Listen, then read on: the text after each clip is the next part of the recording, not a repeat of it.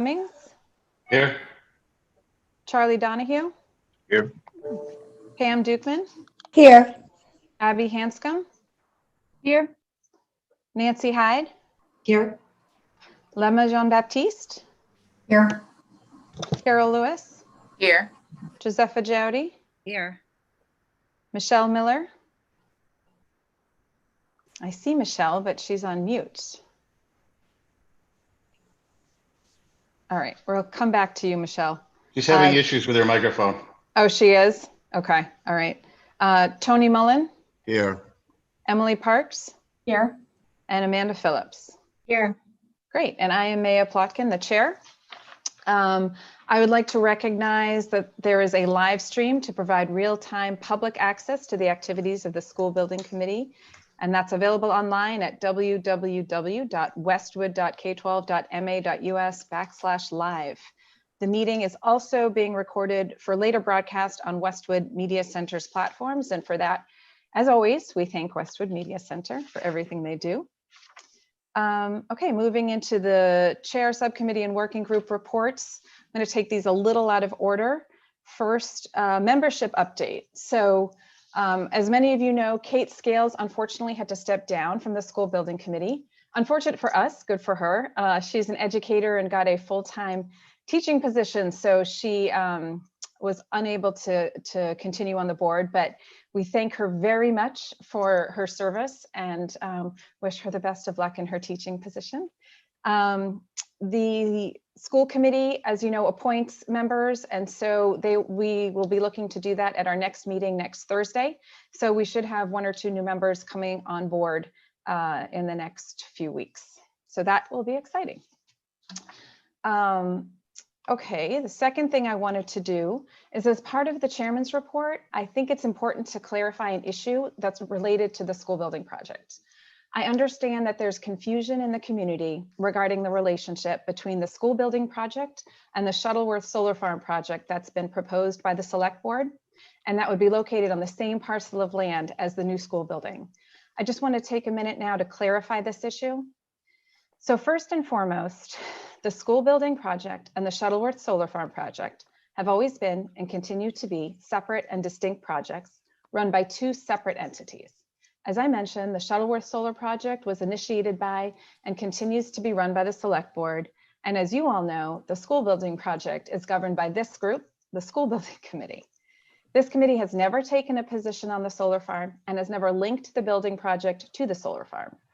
In fact, if the school building project is funded at town meeting, then the new school will be constructed and operated regardless of whether the solar farm is put in place. The second thing I wanted to say is that this committee has made all of its sustainability decisions, including energy decisions, without any regard to the existence of a solar farm. Most importantly, the MSBA funding is in no way contingent and in fact will not be affected at all by the installation of a solar farm. The building project is on track to achieve the 2 bonus reimbursement points from the MSBA for sustainability, and the project is also on track to meet its own sustainability goals without the select board solar project. In addition, we can achieve net zero energy for the school without the installation of the solar farm. I'm clarifying this issue now because from the start of this project, it's been very important to the school committee, the school department, and to me personally, that we engage in a process with the community where every resident feels involved, every resident has an opportunity to be heard, and we're able to build trust between this committee and the community. And we spent the past 3 years working extremely hard to do just that. We've held community forums at every stage of the process. We've set up multiple methods and opportunities for residents to provide feedback, and we've provided updates on the project through all different kinds of communication methods since we began working with the MSBA. I am now deeply concerned that the misconceptions that have come up in the community about the relation of the solar project to the building project have undermined all of this outreach and hard work we've done, and have also hurt the trust we've built with the community. Honestly, I hope that's not the case. But to those who question the authenticity of our process, please hear this. This project has been and will continue to be run in a transparent and communicative manner, independent of the solar farm project or any other project that may come along. I can't emphasize this point enough. So I hope that clarifies things for people. As a reminder, there will be a community forum for the school project on Tuesday, October 13th at 7 p.m. Again, another opportunity for us to answer questions and to hear the concerns and comments of the community. So having said that, let's move on to discussion items. First up is the presentation of Sustainability Subcommittee's recommendation on heating and cooling system options. So with that, I'm going to turn it over to Rob from the architect, and I think he has a presentation for us. Thanks, Maya. Sure. I just need to be allowed to share my screen. I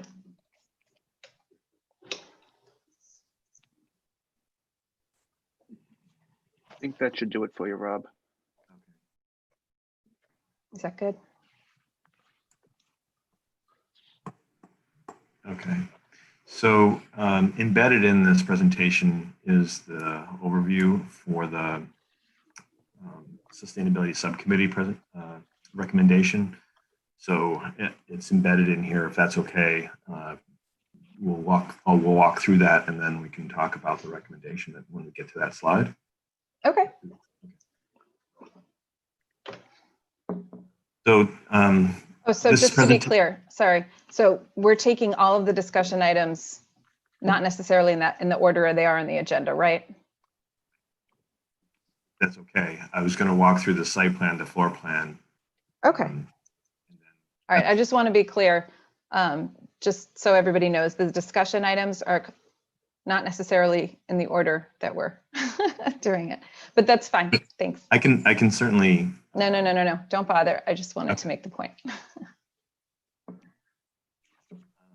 So on the site plan, this is where we currently are, which has followed essentially what we've been showing all along. We've got a bus drop-off loop planned for the north end of the site with a parent drop-off entrance and exit on the southern end.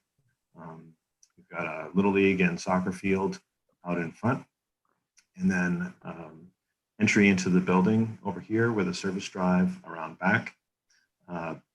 Play areas for K1 and 2 to 5, along with some outdoor classrooms. And what we're trying to do as part of this project is really trying to minimize the amount of impact that we have to the surrounding wooded area. As you know, the design idea behind this is really having a school in the woods. So we are trying our best to incorporate elements of the design into the wooded area with as little impact to the surrounding areas we can. One of the things that we are also incorporating is an offset to the trails that are going through the woods today. As you may know, there's a trail that essentially starts right around here and then extends across and comes across here and connects to the Lowell Woods Trail. So what we are doing is going to build a rerouted trail that extends around here and then reconnects through that wooded trail. And one of the things that we are going to be doing is improving and providing a new trailhead here with some parking allowed for people to park here and then move across to the trailhead and have that same experience of accessing those trails. One of the other things that we are planning to do is, through adding this trail network, is implement a number of educational stations or learning stations along this new network, this new section that we will be building, that would have like an informational signage that talks about, the birds or the types of trees or the geology that is present in this area. So it's an educational aspect, not only for students that might go on the trail, but for the general public as well. So we're really looking to kind of enhance what's there. Hey, Rob, I have a quick question. Sorry to interrupt. Yep. So that little blue trail, that's not the fire access road that goes all the way back toward Cardinal, right? The 6-foot wide path or the It's wide enough for a fire truck.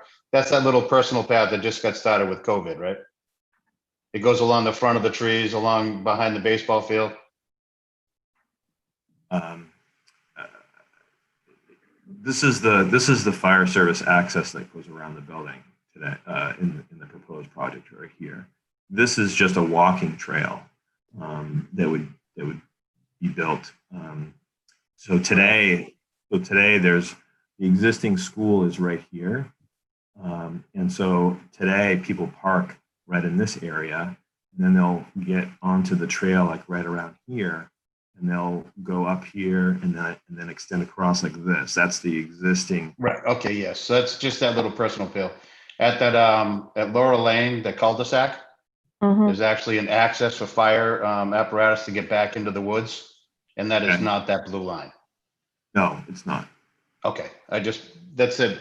So having walked every day for 12 years in there, that little blue line is brand new since the pandemic, and it's important, but it's not the fire access road, which is critical path. Okay. Thank you. Sorry, John, what little blue line are you talking about? So if you go to Laurel Lane at the cul-de-sac, Right, where all the dog walkers park, right. there is a road that goes all the way back up to Cardinal, and then takes a left over to Sandy Valley Road and goes over a bridge. That A is road actually like are you talking about like you could drive a fire truck through.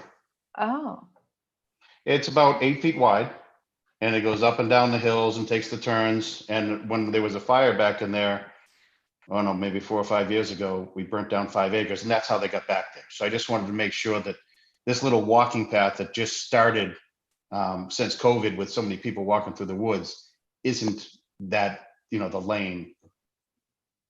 And Rob Okay. informed me that it's not, so I'm good. Yeah, no. This is a proposed trail that we would incorporate just to enhance from what's there today.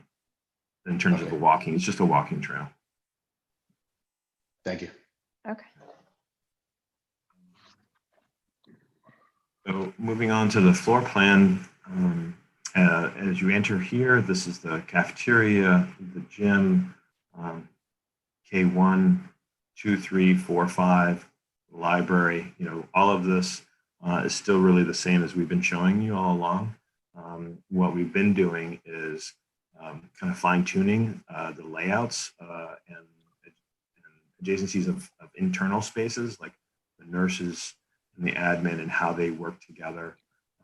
We've been working with the leadership team, the principals, on the layout of the library, just kind of fine tuning some of these internal spaces.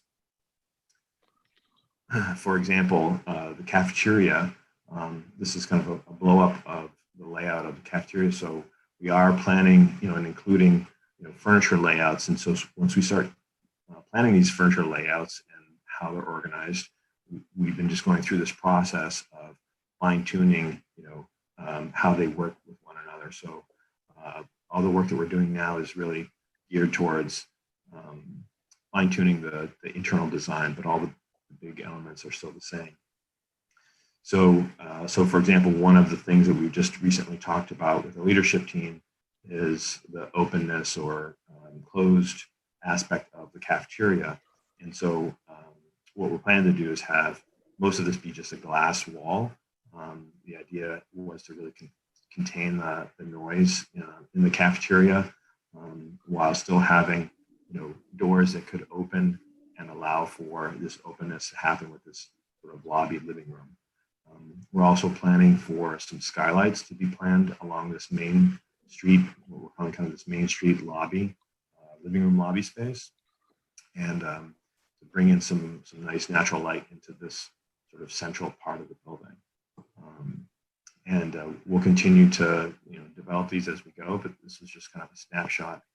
These are the 2 music classrooms that are designed directly behind the stage area, a ramp kind of going up into that space, and the admin here, extended day offices, and toilet rooms, and kitchen, and so forth. Then on the second floor, it's similar to what we've been showing you. This is the first grade up on this level,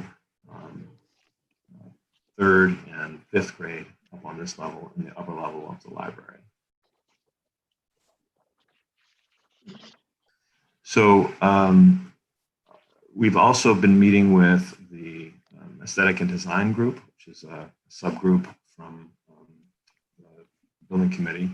And we've met with them to kind of introduce our initial thoughts on the exterior colors and materials and appearance for the building.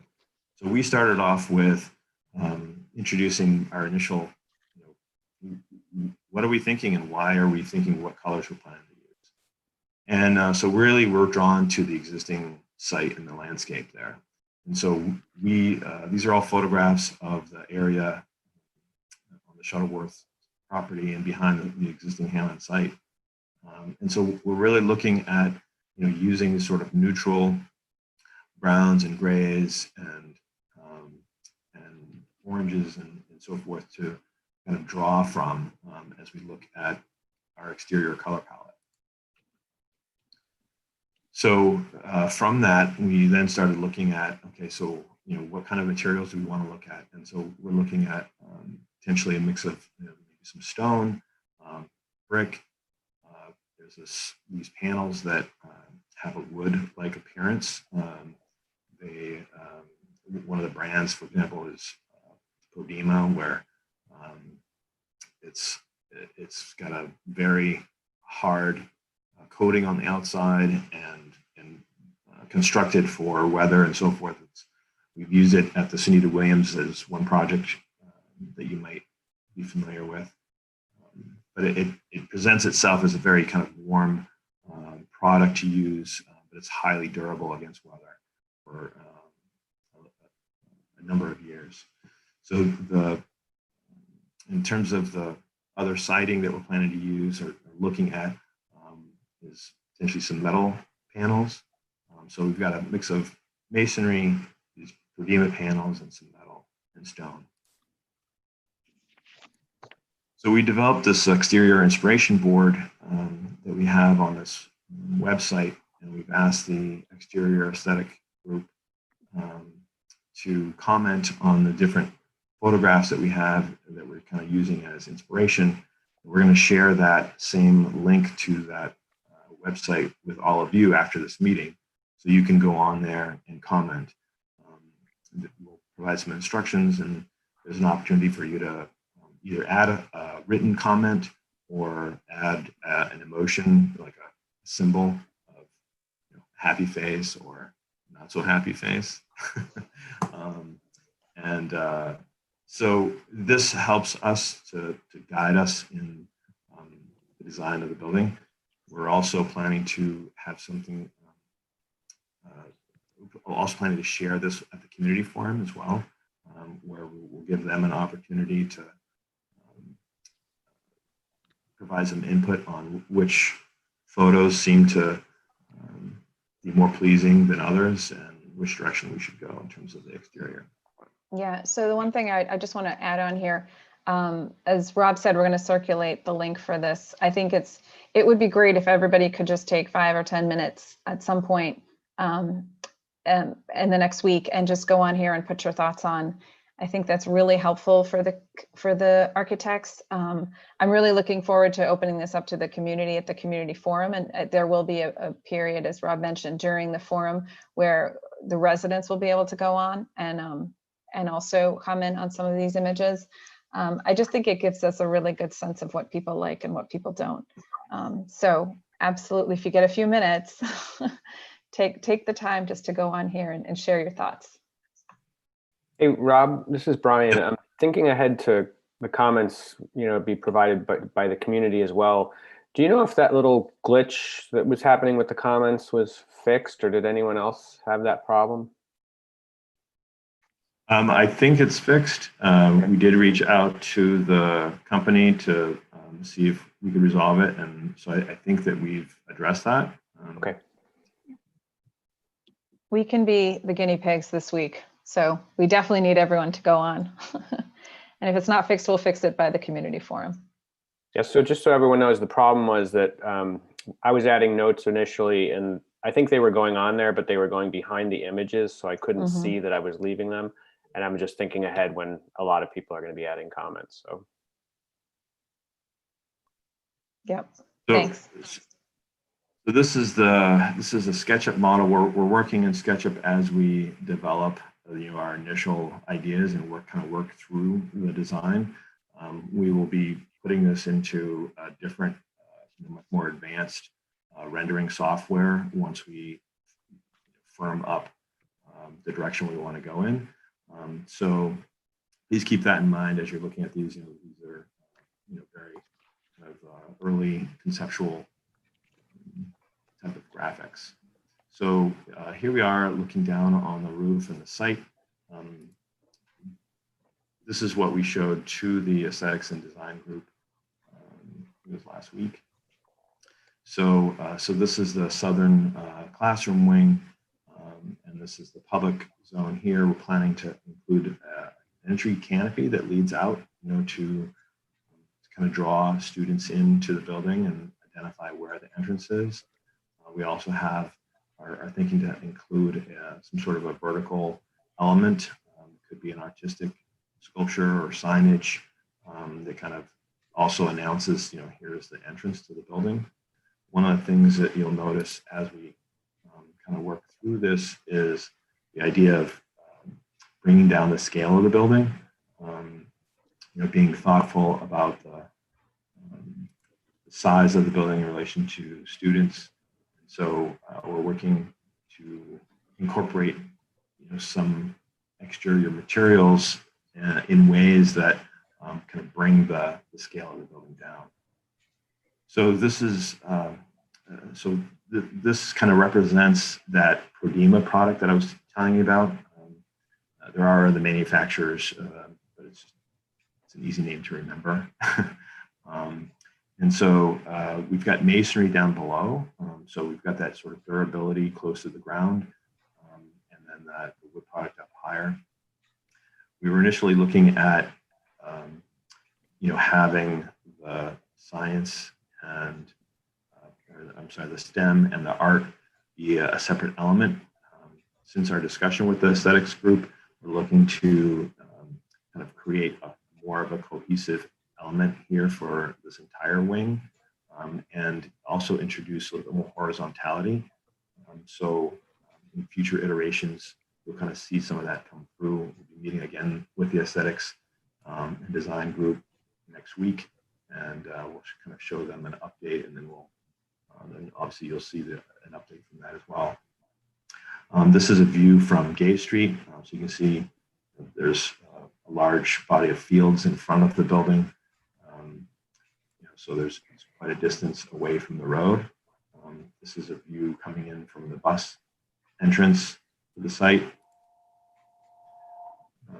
And then we are, again, we're looking for ways to bring down the scale of the gym. These are some initial ideas. We're continuing to work through these. Coming into the entrance, at the entrance canopy. So again, looking for ways to really have this sort of warm wood feel kind of extend around the building. We're trying to put it mostly in the educational side, on the classroom wings, as it represents the educational wings of the building, so that when someone's looking at the building, they say, "Oh, okay, that's where the classrooms are." It's represented by these panels. This is the extended learning area here. So at each end, there's a little bit more glass leading out. So the intention is that, at that extended learning area, they would be looking out to a wooded area. So there's a few spots where we might have a little bit more glass, like at the cafeteria, these extended learning areas, the library and media center. We are planning to have a porch area out here, what we've been calling the steam porch. So this is an area where students can come out from the library or the art or the STEM lab. There may be some raised garden beds. We're thinking that this would have some access to water. So students can be working on art projects or science projects outdoors. So that's essentially our overview of the exterior of the building, just very early conceptual. We're continuing to work on this, as I mentioned. Why don't we pause here?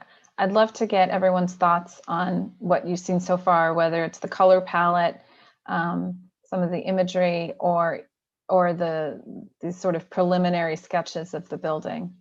I know we have the aesthetic and design working group. And by the way, if anyone is interested in joining that group, let me know, because we're happy to have input. But the working group is just that. It's not a subcommittee. It's not going to be making recommendations.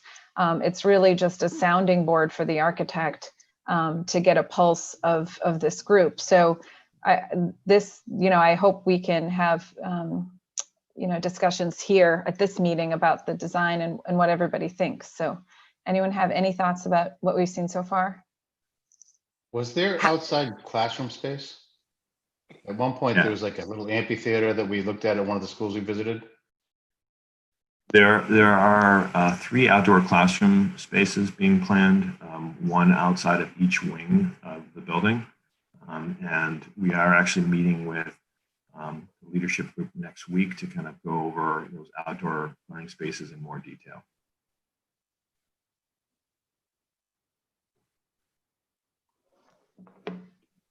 Anyone?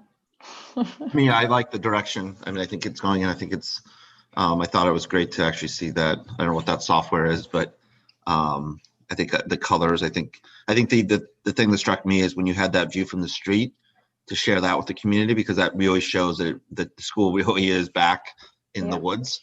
And I didn't, even though intellectually I knew there was fields and parking in front of it, I thought that was an important view, because I think that helps set, a bit of the whole color and exterior. But I like the direction you're going in. And I guess one question is I assume these are generally cost neutral, these different options. There's not huge differences in, what we go with. Is that true?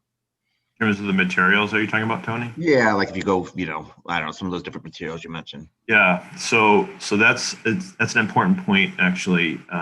What we are doing is once we kind of firm up the direction we're going with and where we'd want to be in terms of the exterior materials, we're going to be doing a takeoff of each of the different materials, like a square footage takeoff, where we compare cost of each of those different materials in relation to the cost estimate that we had at the last cost estimate that we put together, and just kind of see where we stand. And then if we need to make some adjustments, we may make some adjustments to that. That Provima product is more expensive than brick masonry, for example. And so once we do that sort of analysis, we may find that we may have to reduce some of that in certain areas. So we're just at that point where we're kind of playing with the quantity and location of the different materials. Okay, thank you. Hi, May, it's Carol. Mhm. I'm just, so the rendering that you have in the middle of your screen is obviously just a possible rendering, right? Because the other things that you have around the screen wouldn't necessarily go with that, right? There are various options, or is that the facade that you're promoting first and foremost? So this is all preliminary. This was the first round. And when we had the aesthetic design working group, we gave feedback on this. Like, for example, Brian, and I don't want to speak for Brian, but he was very interested in seeing more horizontal lines. And Brian, I don't know if you want to explain sort of what your thoughts were. Well, just the linear aspect of the site. It's kind of a wide open site and working against the tree line. But beyond that, I'll let Rob comment what the design team's thinking.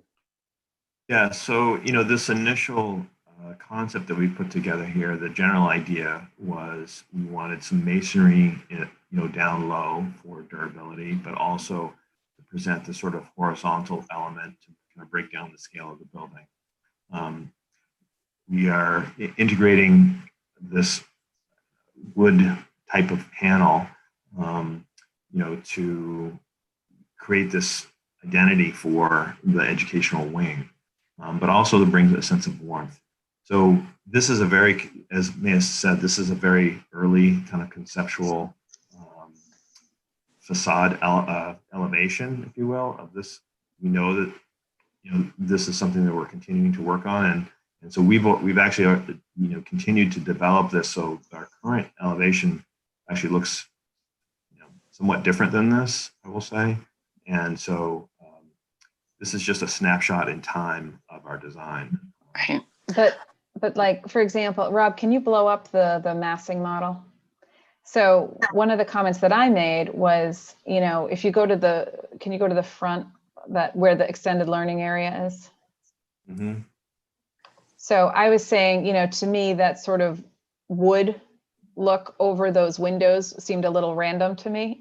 I didn't really know what the purpose was or what it was, and that's the kind of feedback they're looking for. Like that struck me as a little odd. So if you see something that you're sort of questioning, or that's what they're looking for now, right? Do you Right. love those? Oh, go ahead, Carol. No, so I was sorry. So I was going to really, the only point I was going to make at this time. Well, two things. If you need someone else on that team, I'd love to join that subcommittee. I'll just say working group. That's what I meant. It's early. Windows. So when you showed those other shots that you had in earlier, some of the big, you had huge windows in certain rooms, which I think is awesome.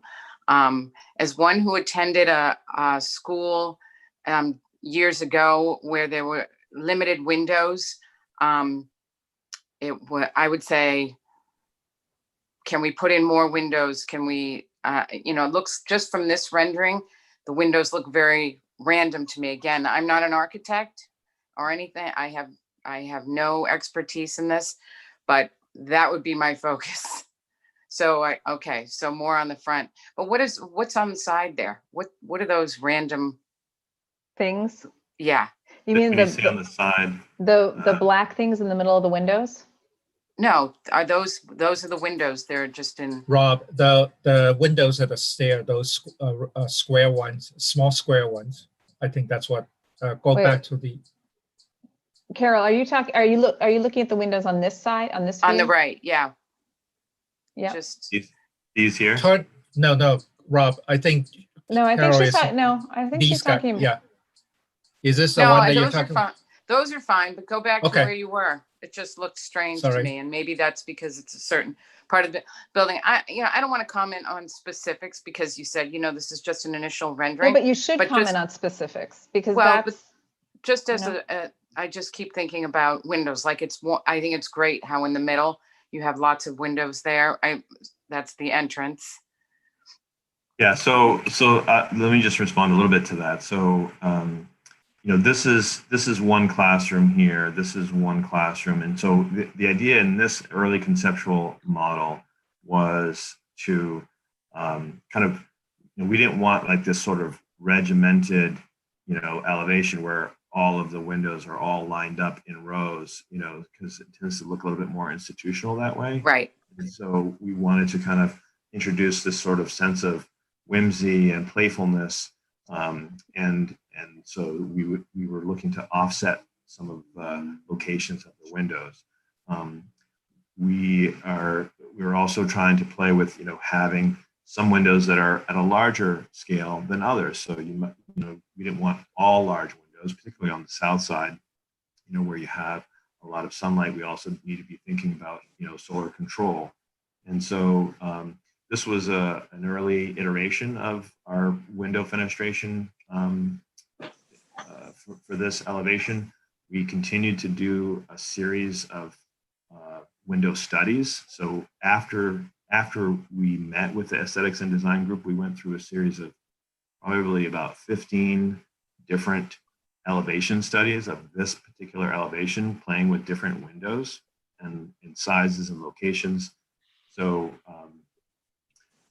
we took that feedback that we received seriously, and And so in the next round, you'll see something that looks different than this. And that's something that we'll be talking about with the aesthetics and design group next Tuesday. So if you're in attendance, you can kind of help guide and shape, the appearance of that. We're also, trying to, with the energy analysis, and the code requirements, we are also sensitive to the, window to wall ratio element. So another thing that we're going to be doing is once we have this design developed out, we'll be looking at the overall, ratio and figuring out, can we put some more windows? Do we want to, like, let's say, maybe we reduce some of the windows around the library and have more windows in the classrooms. So we'll be playing with that as we move forward as well. Can I ask one more question? Last one, and that is just as far as the roof goes, and if we ever have snow again, what about concerns of a flat roof in New England?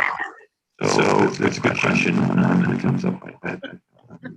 So the technology and roof systems have come a long way over the last 25, 30 years.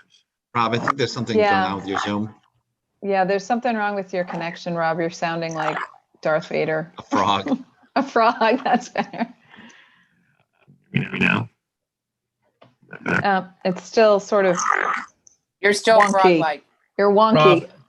Rob, do you want me to, I think I know what you're saying is that the roof technology has improved substantially over the years, and that we should not, there should be no issue. And then I would also, and then the building code has very strict limitation on how much snow that the roof is capable of holding. So I would not be concerned about those issues. I don't know if that can answer your question, Carol. Well, I think that's it. I mean, also from a snow perspective, that was my first part of the question. And then even from an aesthetic standpoint, you wouldn't put any kind of pitch on the roof. You just keep it flat. That's just, Rob,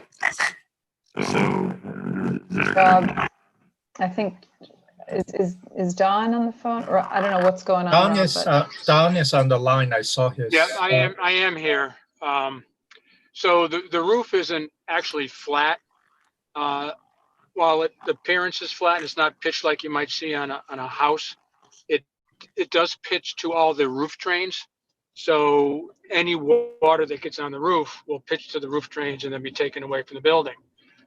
As Chin mentioned, you have the structure is designed to hold snow and water if things were to back up on that roof. So structurally, there won't be any issues. If we get to the years like we had in the past where you get 100 inches of snow, there may be instances where snow will need to be removed, just like it would need to be removed from any building. But for the most part, this building is definitely designed to withstand snow loads and drain water off the roof. okay. Thank you.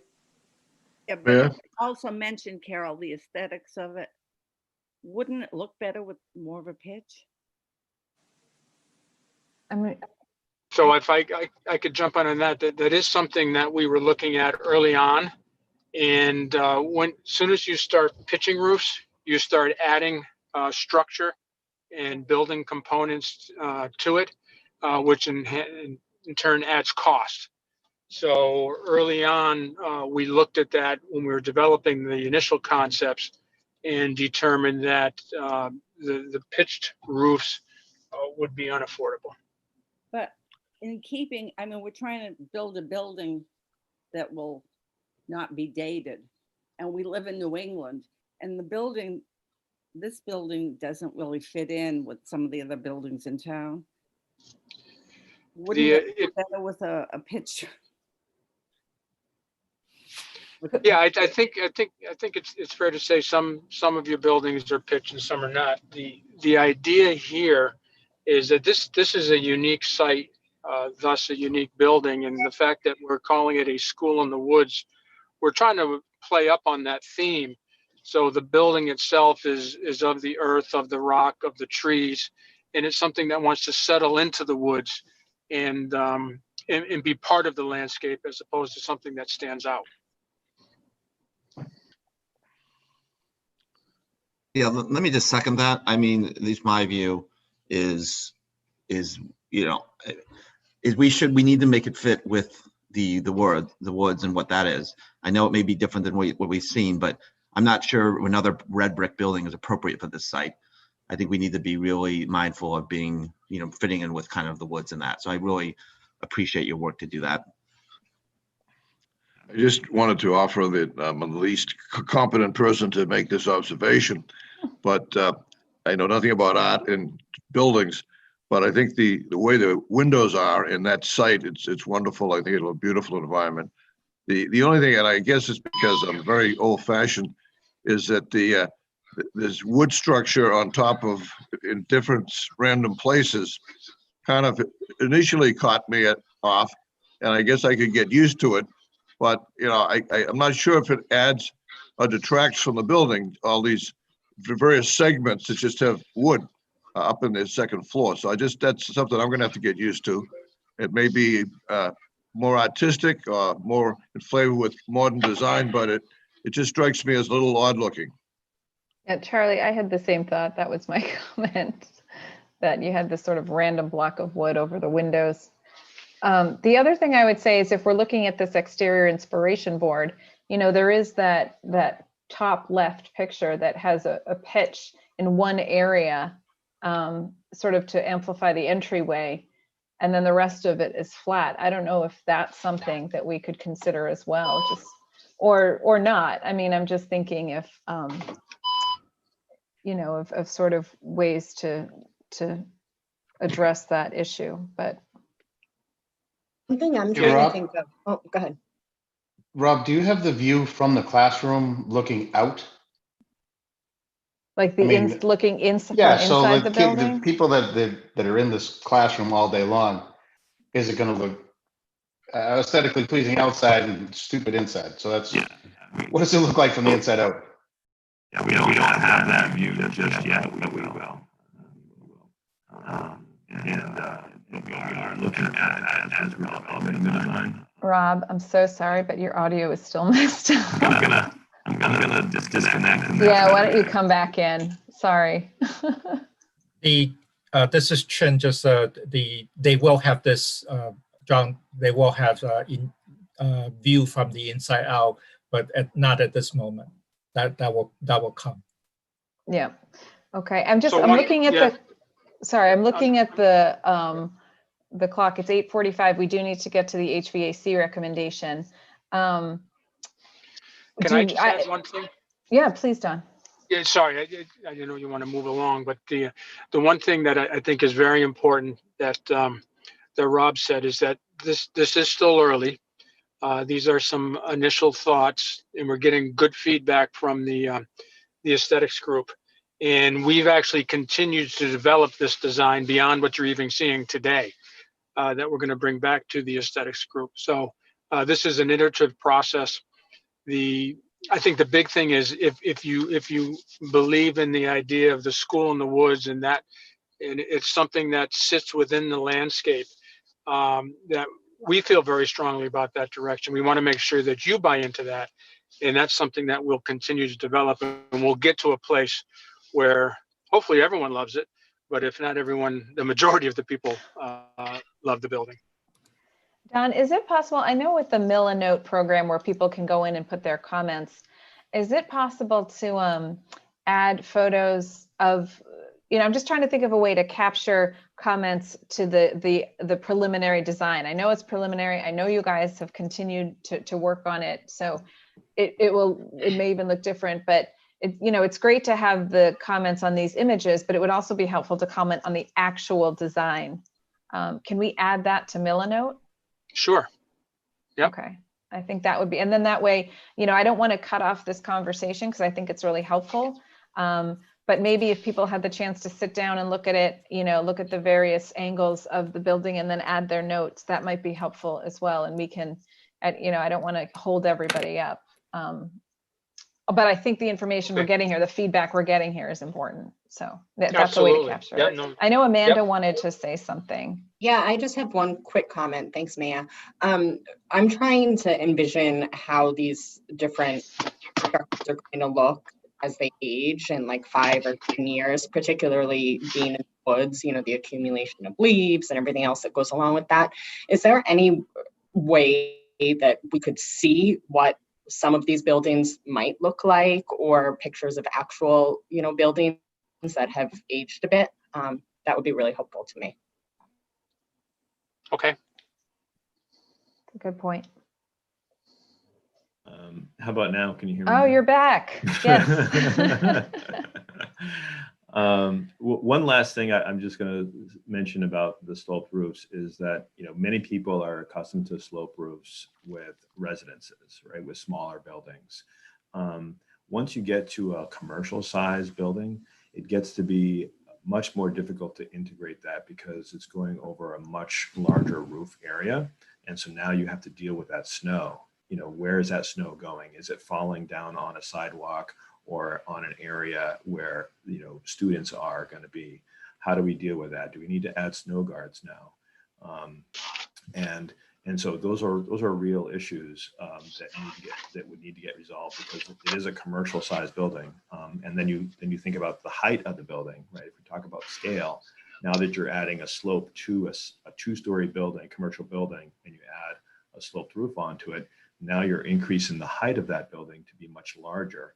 And so that's another aspect that we look at, when we're thinking about the size of the building and trying to keep the scale down to a younger student size.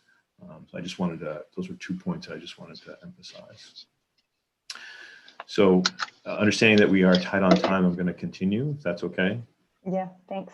Okay. So switching over to the sustainability subcommittee. So they looked at, took a closer look at tier 2 versus tier 3 on the geothermal system.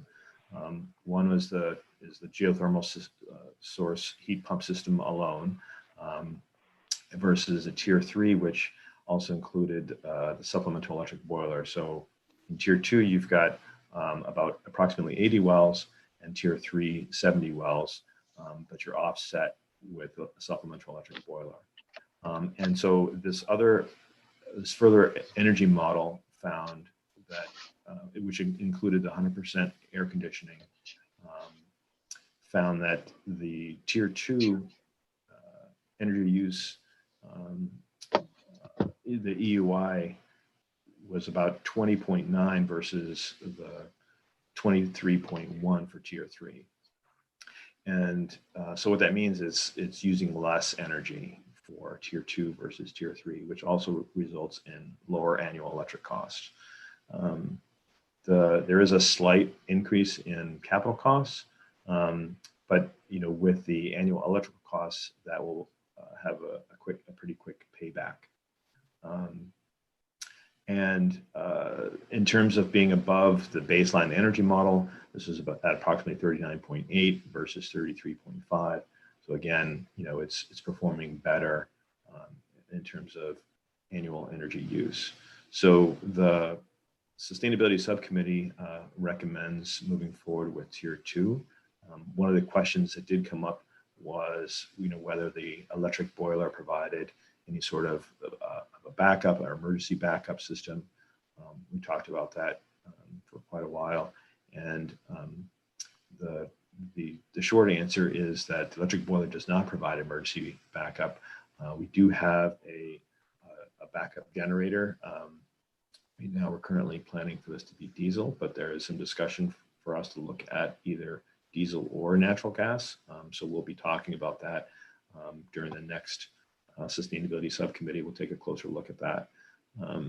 But in the bottom line of this is that subcommittee recommended tier 2 because it's got a lower energy use intensity, so it's more energy efficient, has lower annual operating costs, and the question about the electric boiler is it's kind of a moot point because it doesn't provide any sort of backup to the system. Questions or discussion?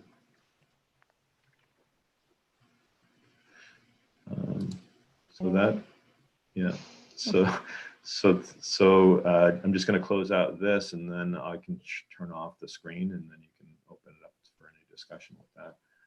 So next steps, we've got a community presentation coming up in November. We'll be submitting our schematic design package to the cost estimator.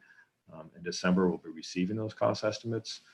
You'll have a vote on putting forward the project to MSBA. And then we will, at the very end of December, we'll be submitting the package to MSBA. That's what I had for today. All right. Any discussion on the tier 2 versus tier 3 recommendation? Well, everyone seems happy with it. All right. Any more, that was quick. Any more general discussion about anything that Rob presented? And we can go back to the site design. We have a little bit of time. Question regarding the geothermal, the wells. Rob, please remind us how the wells all get constructed and where they are and how that gets done, if you would. In the construction process, I mean. Sure. So the wells would be constructed probably over a period of 2 to 3 months, 2 or 3 months time. They can be done at the beginning or the middle or the end of the project. They're really kind of independent of any of the other work that's happening. Currently, we are looking at locating the wells nearby that service drive that I showed you, because that's where the entrance is for all the utilities. So the mechanical pumps that those would be tied to are in that back in the north of the gym. And so we'd be looking at putting those wells, maybe some of them just north of the gym, underneath that service drive area, and some potentially underneath the bus drop-off loop. And so these wells are approximately 600 feet deep, and they will be capped and covered with ground, with earth. So there'll be probably about 3 or 4 feet of cover over the top of these wells, so no one will ever know.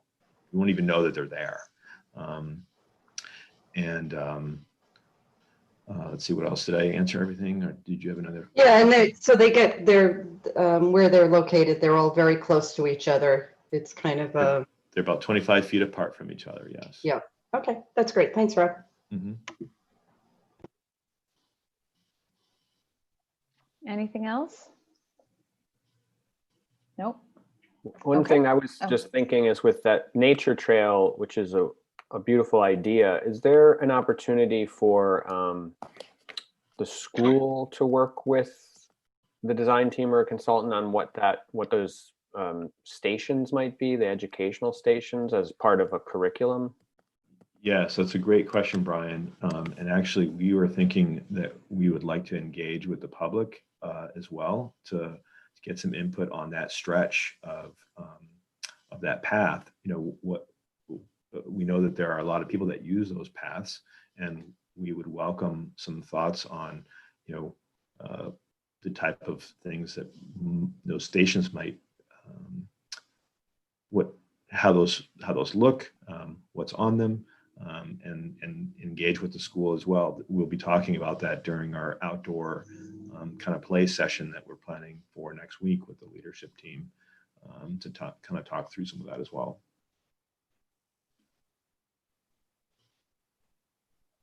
All right. And I think that is a good point, Brian. I think that if we can involve, make it part of the curriculum, maybe let the kids have a hand in developing it. That would be a great educational opportunity. Anybody else? Nope. All right. I'm going to move on to action items. The first action item is the approval of the Sustainability Subcommittee's recommendation to move forward with the Tier 2 HVAC geothermal system. So can I get a motion for that? So moved. Second. Okay, doing a roll call. Ken Aries, Yes. Brian Bayer, Yes. Allison Borchers. Allison isn't here. Okay. Chris Coleman, Yes. Sarah Cronin, Yes. John Cummings, Yes.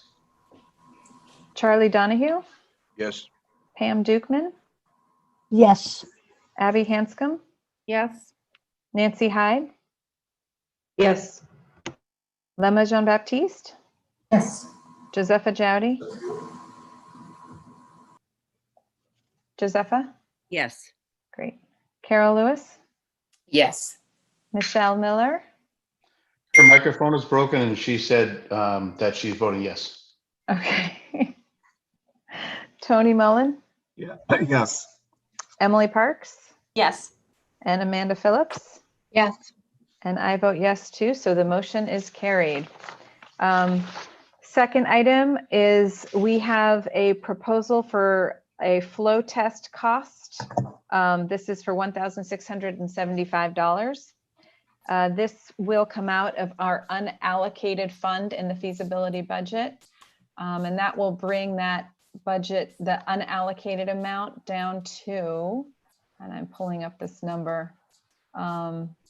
Chin, do you have it hand? Oh, wait, I have it right here. So currently we have uncommitted and available 293,965. So this flow test, as I mentioned, would cost 1,675.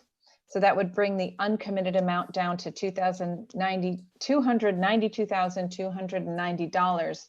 And Robert, Chin, can one of you just explain what the flow test is for? Yeah, this is Chen. The flow test is to test the water pressure out on the street for the for the sprinkler system to be installed on for the project. Even though we know, generally speaking, that the pressure is good, but we do need the actual water pressure that is available on the street for us to definitively decide which system that we have to design to. Okay. It's a required step. All right. Great. Thanks, Chen. So can I get a motion to approve the flow test cost proposal for $1,675? So moved. Second. Any discussion? Nope. All right. Ken, Yes. Brian, Yes. Chris, Yes. Sarah, Yes. John, Yes. Charlie, Yes. Pam, Yes. Abby, Yes. Nancy. Nancy, you still here? I believe she had to step off the call. Okay. Lema, Yes. Josepha, Yes. Carol. Yes. I know Michelle's having trouble with audio. Tony, Yes. Emily, Yes. Amanda, Yes. and I vote yes, so motion is carried. Next action item is the approval of the invoice dated August 31st, 2020. That's September. So the August one, this is the financial period ending August 31st, 2020. The total amount of the invoice is $65,887.22. That's comprised of one invoice from Compass for $18,665 and one invoice from Dorr and Whittier for $47,222.22. Can I get a motion to approve the invoice? So moved. Anyone? Can I get a second? Any discussion? Okay, Ken, Yes. Brian, Yes. Chris, Yes. Sarah, Yes. John, Yes. Charlie, Yes. Pam, Yes. Abby, Yes. Lema, Yes. Josepha, Yes. Carol, Yes. Michelle is trouble, Tony, Yes. Emily, Yes. Amanda, Yes. and I vote yes, motion is carried. All right, now we need to approve the invoice dated for the period ending September 30th, 2020.